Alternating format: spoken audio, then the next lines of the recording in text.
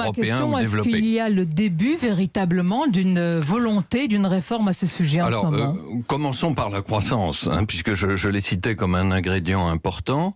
J'ai dit aujourd'hui qu'elle était bonne, ça c'est une bonne nouvelle. Elle a été de 6,7%, c'est la plus élevée depuis 50 ans l'an dernier. Elle devrait être dans les prévisions de la Banque de France de 3,6% cette année.